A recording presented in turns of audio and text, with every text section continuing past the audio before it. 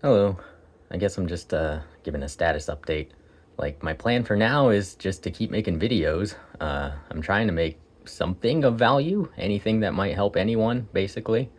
Um, Trying to find my own meaning and purpose in the world, too, I guess. And so, like, I'm still in this weird spot of it seems like the best thing I can do at the moment is make another Zelda Let's Play because that's my area of expertise. Like I have web developer skills, but it's very difficult to put them to use in current environment. My own website is behind, and like I'm not a skilled developer, and I'm out of practice, and I'm very stressed, and I don't want to put new information in my brain, and I don't want to turn on a fire hose of JavaScript just to get caught up and logins and platforms, and like it's an endless labyrinth of nightmares. And it's why I quit my job, or at least partly why. For now, the plan is to keep learning, keep talking to people, keep making videos. I do think Zelda games in particular, combined with my familiarity of them, might have a way of reaching more people.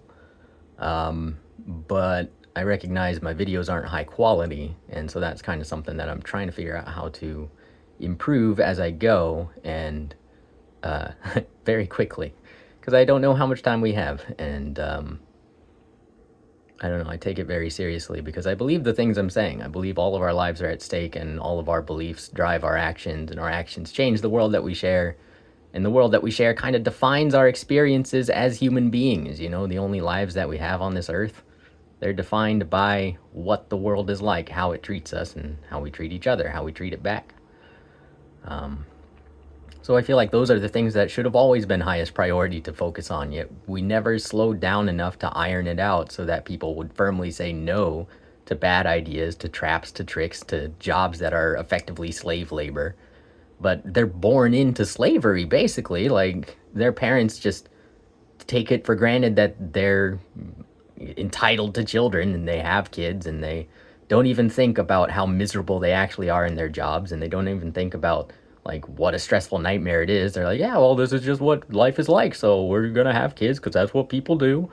And you're creating more suffering selfishly.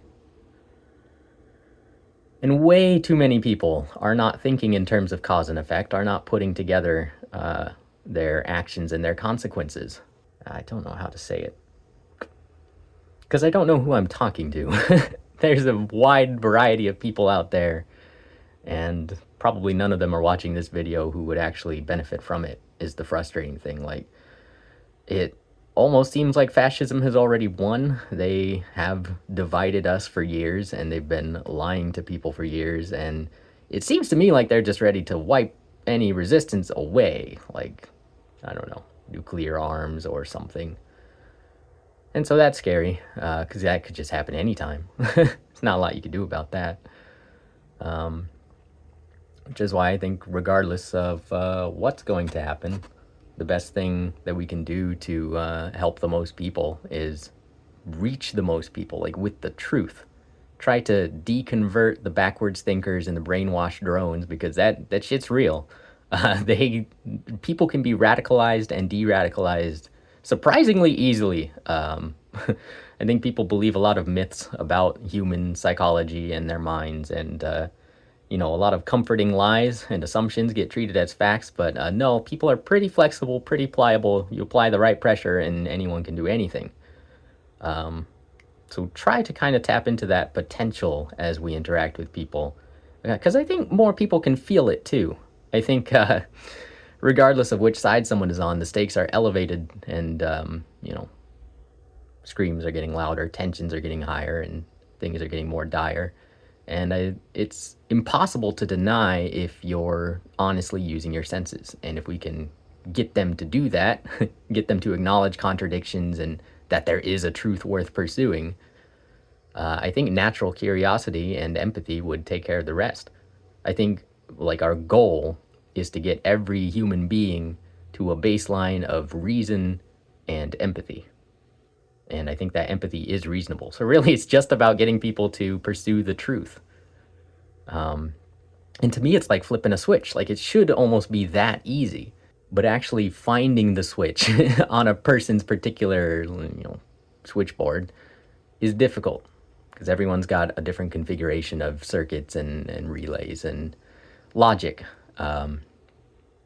Most of us have been twisted in some way or rewired in some way, and we aren't capable often of identifying the faults in our own circuits. We have to look at each other. We have to hold each other accountable, and we have to be willing to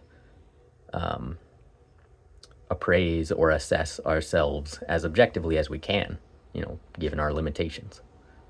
So that's all the kind of stuff that I'm trying to like, how do I, bottle that up and put that into almost every like moment of gameplay or of like expression that I'm doing, because that's what I want to do, is inspire the natural curiosity that I think would save as many people as we can save.